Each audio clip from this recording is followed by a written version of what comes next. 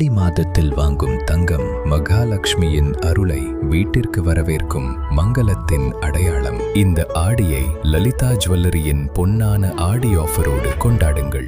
உறுப்பினர் வி. செந்தில் பாலாஜி அவர்கள், முன்னாள் அமைச்சர்.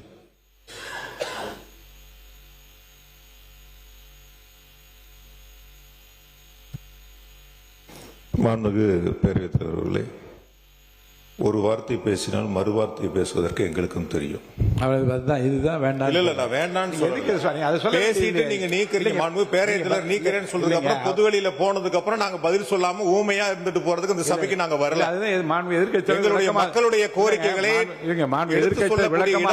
நானும் பதில் சொல்லிட்டேன். இருங்க, அவர் சொன்னதுக்கு பதில் சொல்லுங்க. அவ்வளவு. மாண்புமிகு பேரவைத் தலைவர்களே, நான் இந்த ஹார்ட் டிஸ்க் சம்பந்தமா கேட்டேன். பொதுவெளியில மாண்புமிகு மின்துறை அமைச்சர் அவர்கள் சொல்லுகின்ற பொழுது சீரமைப்புகள், முறைகேடுகள், வார்த்தைகள் பார்த்தீங்கன்னா ஒவ்வொரு பத்திரிகையாளர் சந்திப்பிலையும் பெரிய தடிமனான வார்த்தைகளா பயன்படுத்துற மாதிரி ஒரு தோற்றத்தை உருவாக்குறார். அதான் எங்களுடைய எதிர்க்கட்சி தலைவர் போட்டுதலுக்குரிய எங்களுடைய சின்னவர் சொன்னாங்க காலையில். எது இருந்தாலும் நம்ம பதவி ஏற்றுக்கிட்ட கடமையை நிறைவேற்றக்கூடிய வகையில் ஒரு தவறுகள் இருந்தால் உடனுக்குடன் அதை சுட்டி காட்ட வேண்டும், அதன் மீது நடவடிக்கை எடுக்க வேண்டும். அதுதான் நம்ம உறுதிமொழி எடுத்துக்கொண்டதனுடைய அர்த்தம் நிறைவேறும். அப்படி இல்லாம துறையில் சில தவறுகள் இருந்தால் அல்லது முன்னால் உங்களுக்கு கண்களுக்கு அது தவறாக தெரிந்தால் உடனுக்குடன் அதை சுட்டி காட்டி நடவடிக்கைகளை மேற்கொள்ள வேண்டும். துணை மின் நிலையங்களுடைய நிலைகளை பற்றி சொன்னார்கள். 423 துணை மின் நிலையங்கள் கடந்த 5 ஆண்டுகளில் திராவிட மாடல் ஆட்சியில் அறிவிக்கப்பட்டு 122 துணை மின் நிலையங்கள் நிறைவேற்றப்பட்டு பயன்பாட்டிற்கு கொண்டு வரப்பட்டிருக்கின்றன. நீங்க கொடுத்த வெள்ளை அறிக்கையிலேயே ஏறத்தாழ 122 துணை மின் நிலையங்கள் 10,109 கோடி ரூபாய் மதிப்பீட்டில் பணிகள் நடைபெற்று வருகின்றன என்று உங்களுடைய வெள்ளை அறிக்கையில் நீங்களே தெரிவித்திருக்கின்றீர்கள். அதற்கு 5,066 கோடி ரூபாய் செலவுகள் செய்யப்பட்டிருக்கின்றன, மீதம் இருக்கக்கூடிய பணிகள் நடைபெற்று வருகின்றன என்று சொன்னீர்கள். ஆகையால் கடந்த 5 ஆண்டுகளில் மின் உற்பத்தி அதிகரிப்பதற்கு அதற்கான புதிய திட்டங்களையும் புதிய மின் உற்பத்திக்கு ஏற்ப மின் விநியோகத்திற்கான வழித்தடங்களையும் கட்டமைப்புகளையும் உருவாக்குவதில் திராவிட மாடல் ஆட்சியினுடைய நாயகர் மாண்புமிகு முத்துவேல் கருணாநிதி ஸ்டாலினுடைய பொற்கால ஆட்சியில் மிக சிறப்பாக நடவடிக்கைகள் மேற்கொள்ளப்பட்டன. ஒவ்வொரு முறையும் ஆட்கள் பற்றாக்குறையை பற்றி இங்கே மின்துறை அமைச்சர் அவர்கள் தெரிவித்துக் கொண்டிருக்கின்றார்கள். கடந்த 5 ஆண்டு காலம் திராவிட மாடல் ஆட்சியில் இதே ஆட்களை வைத்துத்தான் எந்தவித மின்தடையும் இல்லாமல் தமிழ்நாட்டில் சீரான மின் விநியோகத்தை வழங்கிய அரசு திராவிட மாடல் அரசு.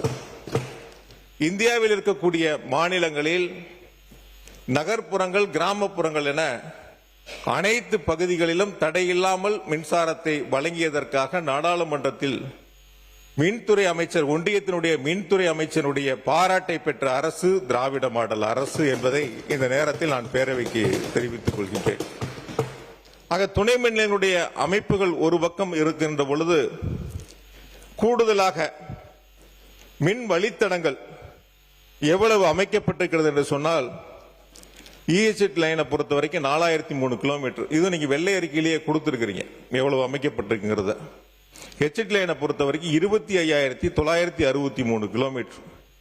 எல்டி லைனை பொறுத்த வரைக்கும் 23,173 கிலோமீட்டர் கடந்த 5 ஆண்டுகளில் மின் வழித்தடங்கள் அமைக்கப்பட்டிருக்கின்றன. 99,000 மின்மாற்றிகள் கடந்த 5 ஆண்டுகளில் அமைக்கப்பட்டிருக்கின்றன.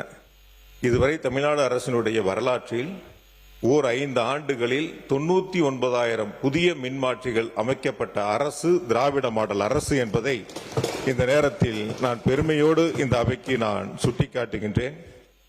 ஆகையால் மின் கட்டமைப்பு என்பது ஒரு பக்கம் முழுமையாக வலுப்படுத்தப்பட்டு மின்சார விநியோகத்திற்கான நடவடிக்கைகள் எடுக்கப்பட்டதோடு இன்னும் மிக முக்கியமாக இந்த கொள்கை விளக்க குறிப்பு நேற்று நைட் 10 மணிக்கு வந்துச்சு. 10 மணிக்கு கொடுத்தாங்க. 6 துறைகள் இருக்கு, 6ஐயும் படிக்கணும். நான் நைட்டு தூங்கும்போது மணி 3:30, காலையில் எந்திரிக்கும் போது திரும்ப 5:30. மாண்புமிகு உறுப்பினர், ஏற்கனவே நேற்று கூட நான் இதை பற்றி இங்கே வந்து அறிவுறுத்தினேன். மாண்புமிகு அமைச்சர் பெருமக்களுக்கும் மாண்புமிகு அமைச்சர் பெருமக்களுக்கும் துறை சார்ந்தவர்களுக்கும் நான் ஏற்கனவே அறிவிப்பு நான் சொல்லியிருக்கிறேன். இந்த மானிய கோரிக்கைகள் மீது பேசுகின்றவர்களும் அல்லது உறுப்பினர்களும் படித்தாதான் நாம் என்னென்ன சீரிய திட்டங்களை எல்லாம் கொண்டு வந்திருக்கிறோம் என்று மக்களிடம் கொண்டு போய் சேர்க்க முடியும். அந்த குறையை நிறைவாக்குவதும் சரிவை சரி கட்டுவதற்கும் படித்தால்தான் தெரியும். அப்போ படிப்பதற்குரிய வாய்ப்பை தர வேண்டும் என்றால் ஒரு நாள் முன்னதாகவே, அல்லது நான் 5 நாள் என்று முதலில் அறிவித்திருந்தேன், அப்புறம் அது 3 நாட்கள் என்று சொன்னார். அது ஒரு நாள் முன்னதாக அடித்தால் தான் படித்து விட்டு வருவதற்கு ஏதுவாக. அந்த வகையில் அனைத்து துறை முன்னாள் முதலமைச்சர் எடப்பாடி பழனிசாமி 2 நாள் முன்னே கொடுப்பேன் என்று சொல்கிறார். இப்போதும் ஒரு நாள் முன்னதாக மாண்புமிகு உறுப்பினர்கள்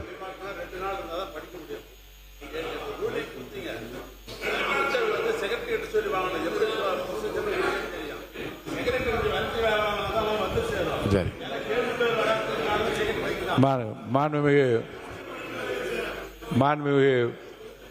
மாண்புமிகு உறுப்பினர்களுக்கு ஒரு நாள் முன்னதாகவே அதை தர வேண்டும் என்று நான் மீண்டும் அவர்களுக்கு அறிவுறுத்த விரும்புகிறேன்.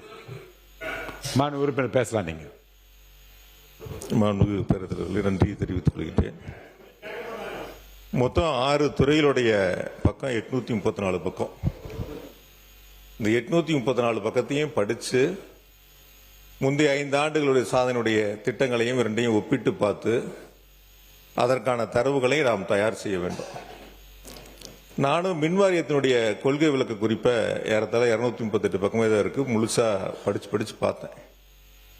ஒரு 4-5 பக்கத்துல தான் டேட்டாஸ்லாம் இருக்கு. மீதி இருக்கிறதெல்லாம் அப்படியே பொதுவா இருக்கு. 2025-26 கொள்கை விளக்க குறிப்பில் இருக்கக்கூடிய அந்த புள்ளி விவரங்கள்லாம் நீக்கிட்டு சரத்துக்கள் மட்டும், வரிகள் மட்டும் அதில் இடம்பெற்று இருக்கின்றன.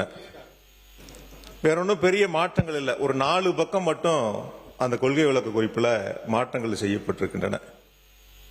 இந்த அரசு முன்னெடுத்திருக்கக்கூடிய குறிப்பாக அறிவிக்கப்பட்ட 2 திட்டங்களை மட்டும் அதிலே சேர்த்து பழைய 2025-26 கொள்கை விளக்க குறிப்பு இப்பொழுது 2026-27 புள்ளி விவரங்கள் இல்லாத கொள்கை விளக்க குறிப்பாக இந்த மின்வாரியத்துடைய கொள்கை விளக்க குறிப்பு அமைந்திருக்கின்றன.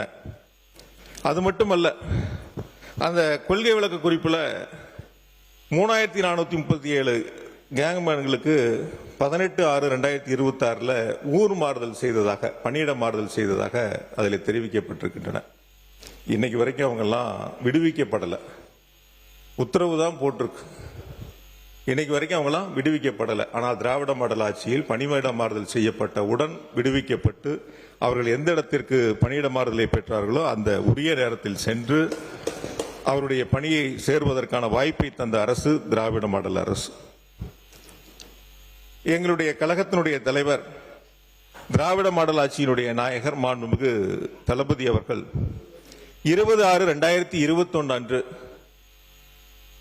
மின்னகம் மின் நுகர்வோர் சேவை மையத்தை 949879 இந்த எண் தமிழ்நாடு முழுவதும் இருக்கக்கூடிய 3.5 கோடி மின் நுகர்வோரும் எளிதில் பயன்படுத்தக்கூடிய வகையில் பொதுமக்களுக்கும் மின் வாரியத்திற்கும் ஒரு பாலமாக அமையக்கூடிய வகையில் மின்னகத்தை மாண்புமிகு தளபதி அவர்கள் திறந்து வைத்தார்கள்.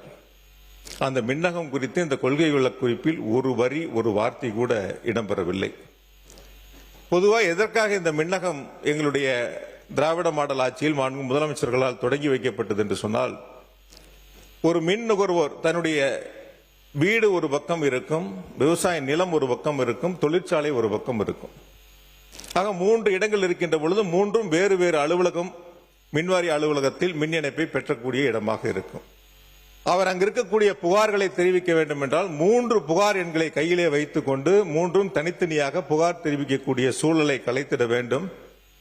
ஒரே எண் மூலமாக 3.5 கோடி மின் நுகர்வோர்களும் தங்களுடைய குறைபாடுகளை, மின்சாரம் சார்ந்த குறைபாடுகளை தெரிவிக்க வேண்டும் என்ற சீரிய நோக்கத்தோடு மின்னகத்தை தொடங்கி வைத்தார்கள். ஆனால் அந்த மின்னகம் செயல்படுமா, செயல்படாதா, எவ்வளவு புகார்கள் வரப்பெற்றன, அதற்கு தீர்வு காணப்பட்டது எவ்வளவு என்ற புள்ளி விவரங்கள்லாம் இந்த கொள்கை விளக்க குறிப்பிலே இடம்பெறவில்லை.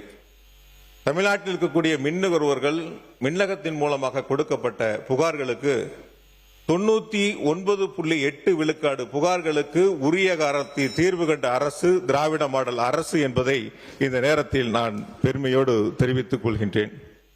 ஆக திராவிட மாடல் ஆட்சியை பொறுத்தவரை மின்சார உற்பத்தி ஒரு பக்கம் அதிகரிப்பு, இணைக்கப்பட்டிருக்கின்ற கனெக்டர் லோடு மின் பளு என்பது 2016-21 20,754 இருந்தது. 2021-25 23,158 மெகாவாட்டாக உயர்ந்திருக்கின்றன. உச்ச மின் தேவையை பொறுத்தவரை 2024-25 ஆண்டில் 20,830 மெகாவாட்டாகவும், ஒரு நாளடிய மின் நுகர்வு என்பது 2025 446 மில்லியன் யூனிட்டாகவும் உயர்ந்து ஒரு வரலாற்று சாதனையை நிகழ்த்திய அரசு திராவிட மாடல் அரசு என்பதை இந்த நேரத்தில் நான் பெருமையோடு சுட்டிக்காட்டுகின்றேன். அதேபோல 2000 உறுப்பினர் 20 நிமிடங்களை தாண்டி விட்டீர்கள். ஒரு 2 நிமிஷம் முடிச்சிருங்க. பொதுவாக ஒரு அரசு எந்த அளவிற்கு செயல்படுகிறது என்பதை எடுத்துக்காட்டக்கூடிய இடமாக மின்சாரத்துறை விளங்குகின்றன. நாட்டினுடைய தொழில் வளர்ச்சி, வேலை வாய்ப்புகள் உருவாக்குவதில் அந்த சிறப்பு கவனத்தை பெறக்கூடிய வகையில் மின் விநியோகத்தினுடைய மின் நுகர்வுடைய அதிகரிப்பு எந்த அளவிற்கு தொழில்துறையில் அதிகரிக்கிறதோ அதை பொறுத்துதான் தொழில்துறையினுடைய வளர்ச்சியும் அமைந்திருக்கும். அந்த வகையில் எல்டி தொழிற்சாலையினுடைய மின் நுகர்வு 2019-20 7,315 மில்லியன் யூனிட் என்பது 2025-26 8,500 மில்லியன் யூனிட்டாகவும், ஹெச்டி தொழிற்சாலையுடைய மின் நுகர்வு என்பது 2018-19 26,532 மில்லியன் யூனிட் என்பது 2025-26 36,000 மில்லியன் யூனிட் என்ற அளவிற்கு உயர்ந்திருக்கின்றன. அனல் மின் நிலையங்களை பொறுத்தவரை வடசென்னை அனல் மின் நிலையம் ஸ்டேஜ் 3 பயன்பாட்டிற்கு கொண்டு வந்தவர் மாண்புமிகு தளபதி மு.க. ஸ்டாலின் அவர்கள். அதேபோல உடன்குடி அனல் மின் நிலைய திட்டம், எண்ணூர் சிறப்பு பொருளாதார மண்டலம் உள்ளிட்ட பல்வேறு அனல் மின் திட்டங்களை முன்னெடுத்து அதை விரைவாக முடித்திட வேண்டும் என்று தொடர்ந்து மின்சார வாரியத்தை கண்காணித்து அதற்கு செயல் வடிவம் தந்த அரசு திராவிட மாடல் அரசு. அதனுடைய முதலமைச்சர் மாண்புமிகு தளபதி அவர்களுக்கு இந்த நேரத்தில் என்னுடைய நன்றி பணிவன்போடு தெரிவித்துக் கொள்கின்றேன். அதேபோல அனல் மின் நிலையங்கள் மூலமாக தமிழ்நாடு மின்சார வாரியத்திற்கு சொந்தமான அனல் மின் நிலையங்கள் மூலமாக 2020-21 ஆண்டு 15,554 மில்லியன் யூனிட் உற்பத்தி செய்யப்பட்ட நிலையில் 2023-24 25,516 மில்லியன் யூனிட் உற்பத்தி செய்து படிப்படியாக தன்னுடைய சொந்த உற்பத்தியை அதிகரித்த அரசு திராவிட மாடல் அரசு என்பதை இந்த நேரத்தில் நான் பெருமையோடு சுட்டிக்காட்டுகின்றேன். அதேபோல காற்றாலை மின்சாரத்தினுடைய நிறுவுதிறன் 1 கல்லானை ஒரு நிமிஷம் நன்றி சொல்லி முடிங்க. நன்றி சொல்லி முடிங்க. காற்றாலை மின்சாரத்தினுடைய நிறுவுதிறன் 1/4/2021 8,565 மெகாவாட். இது தற்பொழுது 11,686 மெகாவாட். 5 ஆண்டுகளில் 3,121 மெகாவாட் அளவிற்கு காற்றாலை மின்சாரத்தினுடைய நிறுவுதிறன் உயர்ந்திருக்கின்றன. அதேபோல ஒரு அரசினுடைய செயல்பாடுகள் அதனுடைய நிதிநிலையை பொறுத்து அதனுடைய செலவினங்கள், வருவாய் போன்றவற்றை பொறுத்து அமைகின்றன. அந்த வகையில் தமிழ்நாடு மின்சார வாரியத்திற்கு தேவையான அந்த நிதிகளை தந்து தமிழ்நாடு மின்சார வாரியத்தை காப்பாற்றிய முதலமைச்சர் மாண்புமிகு தளபதி மு.க. ஸ்டாலின் என்பதை இந்த நேரத்தில் நான் பெருமையோடு சுட்டிக்காட்டுகின்றேன். அதற்கு காரணம் தமிழ்நாடு மின்சார வாரியத்திற்கான அந்த வருவாய்க்கும் செலவுக்குமான இடைவெளிகள் ஏற்படுகின்ற பொழுது அதற்கான நிதிகளை முழுமையாக தந்து அந்த மின்சார வாரியத்தை காப்பாற்றி தந்தார். நான் இதை மாண்புமிகு நீர்வளத்துறை அமைச்சர் நிக்க சொல்லணும். மாண்பு நீர்வளத்துறை முடிச்சு நீங்க முடிச்சா என்ன இல்ல, நீங்க முடிச்சாச்சுங்க. உங்களை பொறுத்த வரைக்கும் முடிச்சாச்சு, அவ்வளவுதான். அதுக்கு மேல இல்ல. நன்றி சொல்லுங்க. திரும்ப அதே சொல்லிட்டு இருந்தா பாருங்க. இல்ல இல்ல இல்ல முடிங்க ஒரு நிமிஷம். ஏன்னா அவர் 5 ஆண்டு காலத்தில் அவர் அமைச்சராக அந்த முந்தைய அரசாங்கத்தினுடைய என்னென்ன பண்ணாங்கன்றது விளக்கமா சொல்றாரா. இப்ப இருக்கிற அரசாங்கத்துக்கு இதெல்லாம் செய்யுங்க என்று சொல்லுகின்ற ஆலோசனை சேர்த்து வழங்கியதா கூட ஒரு 2 நிமிஷம் சொல்லுங்க. அதே தான் சொல்லிட்டு இருக்கேன். ஏற்கனவே அதுதாங்க நான் கொடுத்துட்டு இருக்கேன்.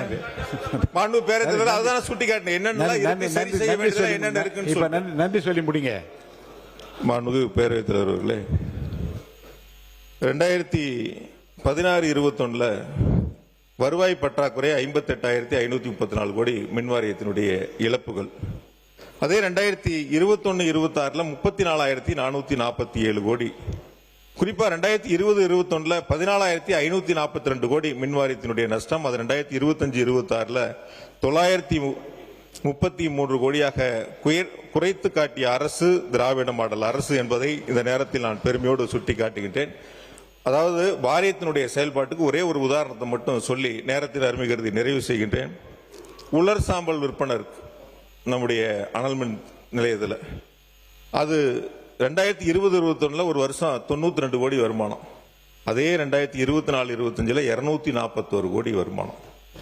வட்டியை குறைப்பது, செலவினங்களை குறைப்பது, அதே போல மற்ற சிக்கன நடவடிக்கைகள் மூலமாக தமிழ்நாடு மின்சார வாரியத்தினுடைய இழப்புகளை குறைத்து அதற்கான திட்டங்களை முன்னெடுத்த அரசு திராவிட மாடல் அரசு என்பதை இந்த நேரத்தில் நான் பெருமையோடு சுட்டிக்காட்டுகின்றேன்.